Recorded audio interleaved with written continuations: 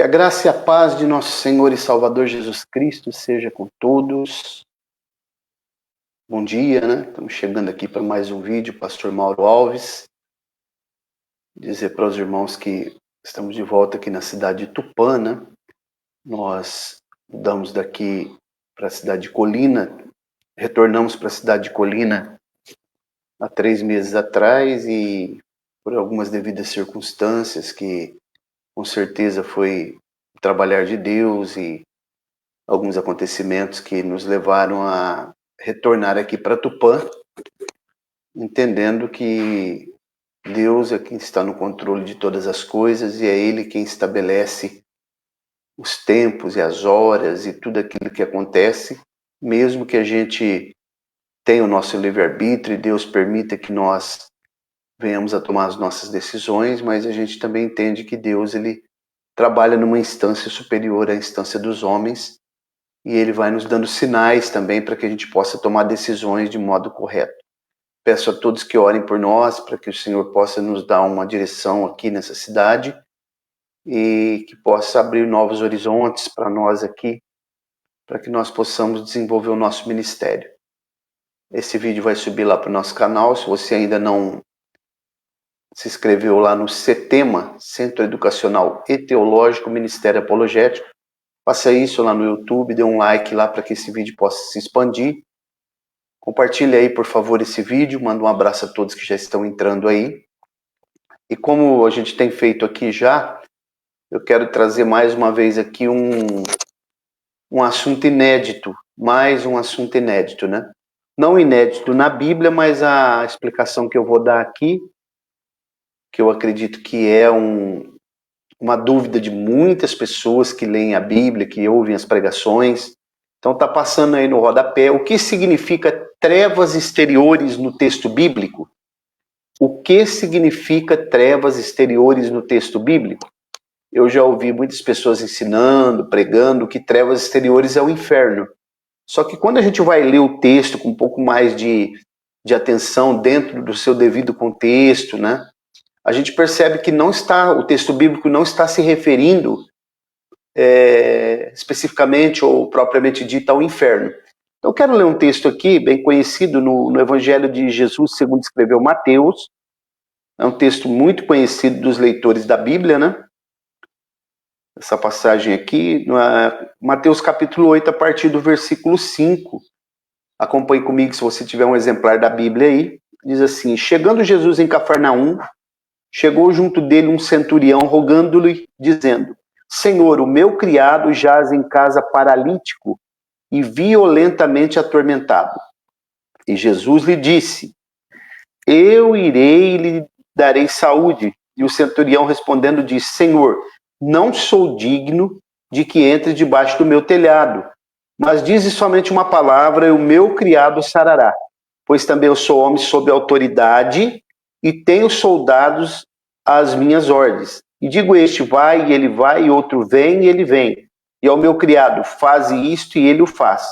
E maravilhou-se Jesus ouvindo isso, e disse aos que o seguiam: em verdade vos digo que nem mesmo em Israel encontrei tanta fé. Mas agora observem que Lucas, no capítulo 7, do 1 ao 10, ele vai tratar sobre esse mesmo assunto, né? Vai falar sobre essa mesma ocorrência.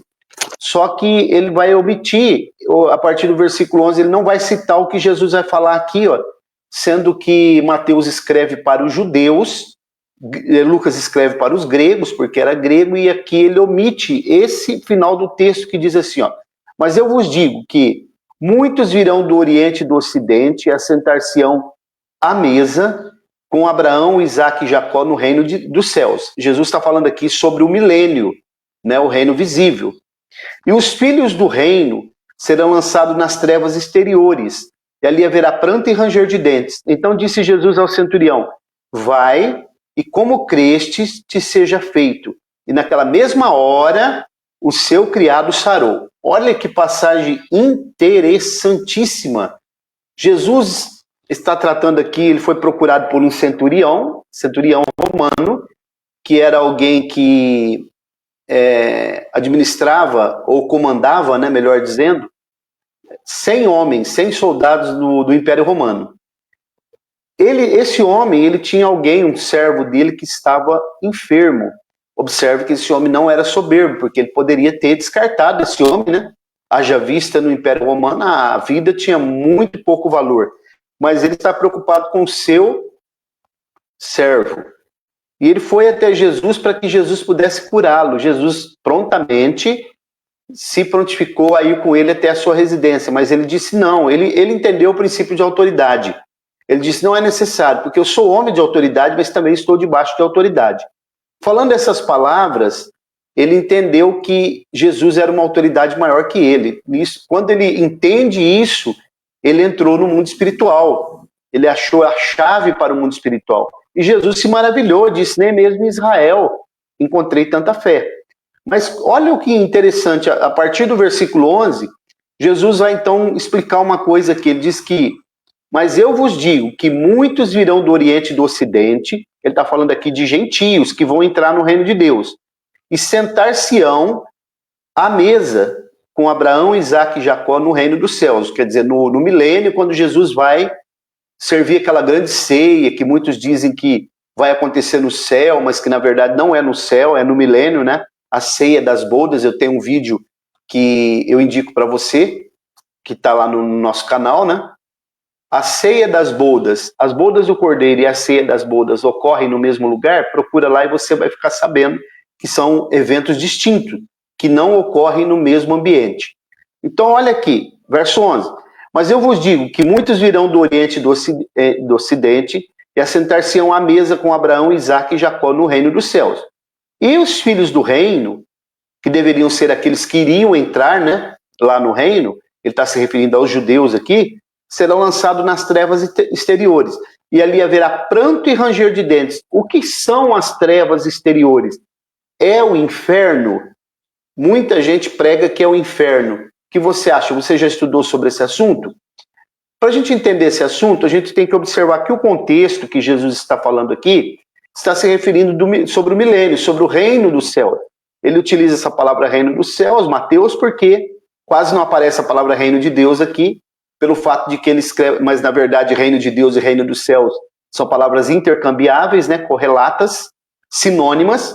É que os judeus, pelo terceiro mandamento do Decálogo, eles levam muito a sério não invocar o nome do teu Deus em vão, então eles não falam Deus, e aqui a maioria das vezes aparece o nome, a terminologia reino do céu. Mas o contexto aqui, ele está falando exatamente sobre o milênio, sobre o reino dos céus, o reino de Deus.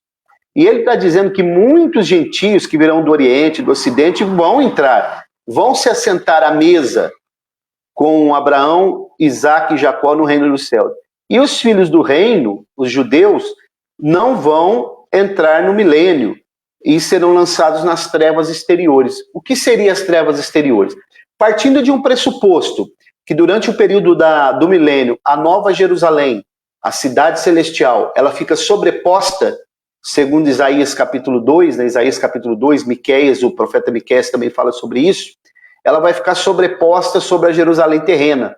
Sobre a Jerusalém terrena, emitindo luz, lançando luz na terra. A Bíblia diz, as nações andarão à sua luz, e os reis da terra trarão seus despojos, porque ela vai ter uma luz tão forte, que ela ofusca até a luz do sol, e as nações andarão à sua luz.